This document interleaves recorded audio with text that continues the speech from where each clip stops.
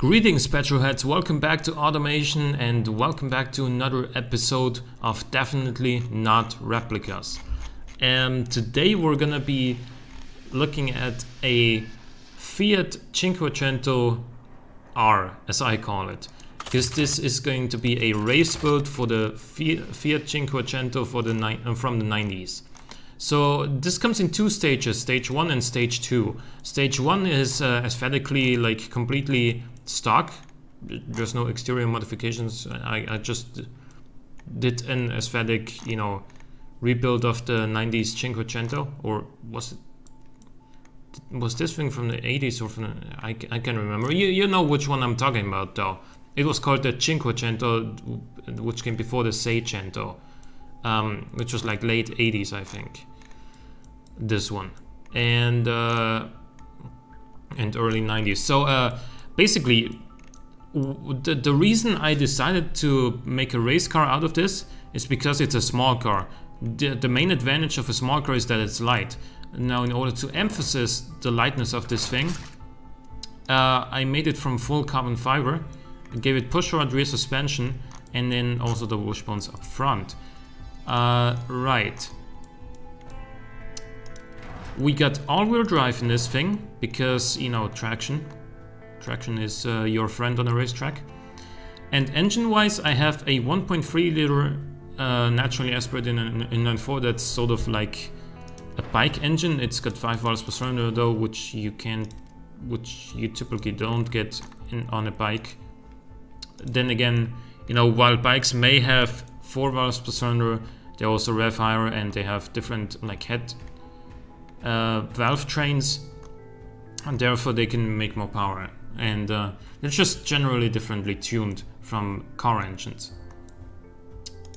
But I wanted to go and get somewhere close as far as power output goes. So 203 horsepower from this naturally aspirated inline 4, 6-speed manual to have some fun. Open diff. I mean, we could give it a limited slip diff, which would probably improve track performance greatly. But we have medium compound road tires. Like this, stage 1 is still supposed to be sort of drivable on the road. Stage 2 is like very, very track focused. Like stage 1, yeah, you can have an electric diff and it's gonna work out just fine on the road. I would probably suggest medium compound road tires and alloy rims for a road car that you can drive every day, because you know, carbon fiber rims are very expensive to replace. So are sports tires. We got vented discs all around on this thing. We got no under tray. What? This is not enough cooling? No, it is. Okay. No interior, basically basic zeros. Safety, no driver assists because they didn't really, well, the stock car didn't really have them, but these suspension options are modern and like high tech. This car does not roll at all, basically 1.4 degrees.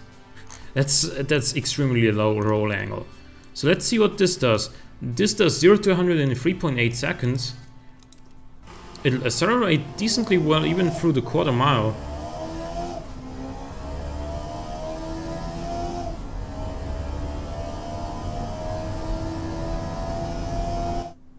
That coming out of a 1.3 liter engine. 12.4 seconds. Yeah. And now we're gonna try and see what kind of time this thing can run on the automation track.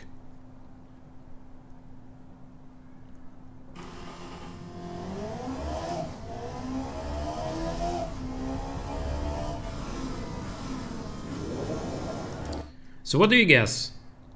I think it should definitely be able to do less than 220, possibly even less than 215. 215.60 is actually pretty good, considering how little power this thing makes.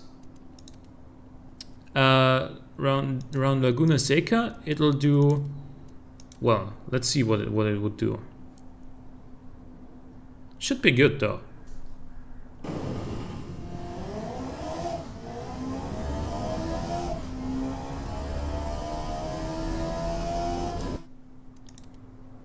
$146.7 is actually not bad.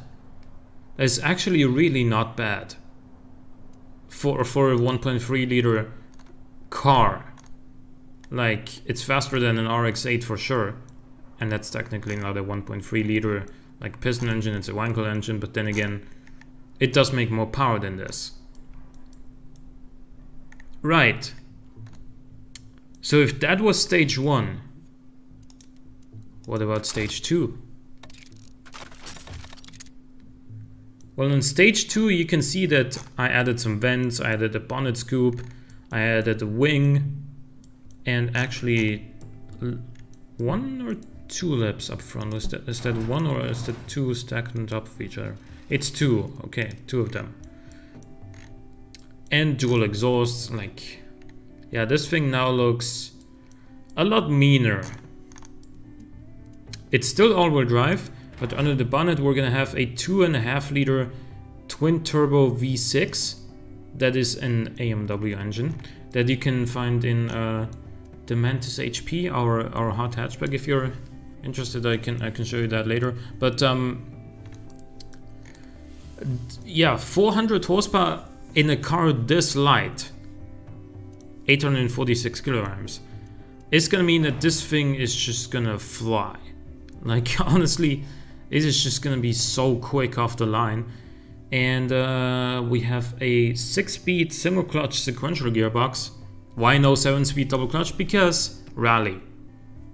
Yep, they use 6-speed single clutch gearboxes, and I think that's the most racy transmission that I could realistically put into a Fiat Cinquecento. Because, like, I mean, with enough money, you can put anything into a car. But I think 6 speeds is enough. Sometimes having an extra speed may actually hurt your performance, because the extra weight that it adds, and maybe your ratios just don't quite fit well enough together anymore with the way that the engine revs out, with the power curve and all that. This does get sports tires. This gets 225 millimeter tires all around, 17-inch rims, magnesium rims, carbon ceramic brakes all around, a fully clad undertree with active wing. Yep. Then just enough cooling airflow. We have basic interior still, like no interior, launch control, and then a very sporty suspension setup again. And now let's see what this can do.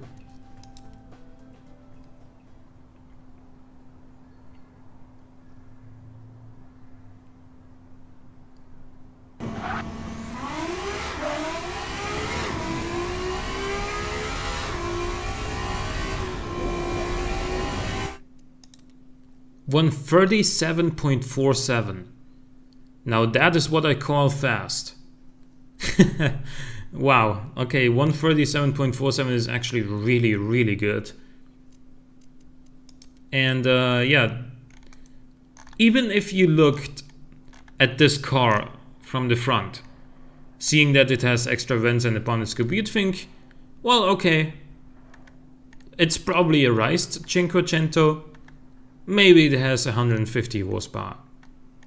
But you would never actually be able to expect that this thing is not only made entirely from carbon fiber, but also has 400 horsepower and just goes like crazy. 2.7 seconds 0 to 100.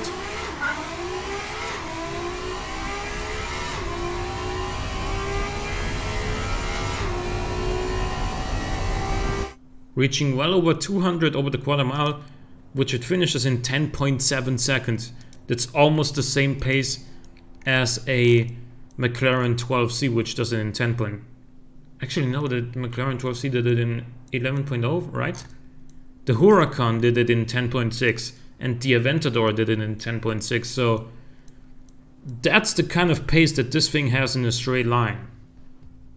Yeah. Okay. And let's see what this does around the automation track. Remember, the stage 1 did it in 2:15:60.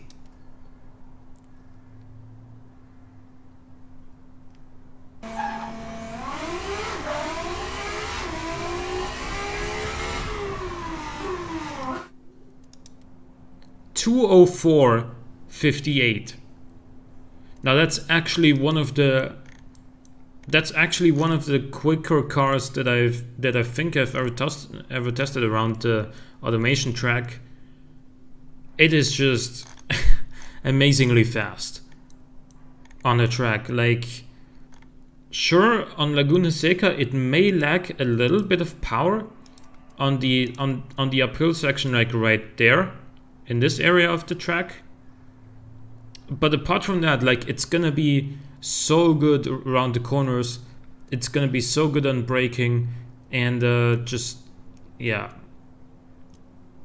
I think that this would actually scare the crap out of a lot of supercar owners on a track day, and with good reason. So let me know what you think about this. Hope you guys enjoyed the episode. Leave a like or a comment if you did. Thanks for watching. I'll see you next time.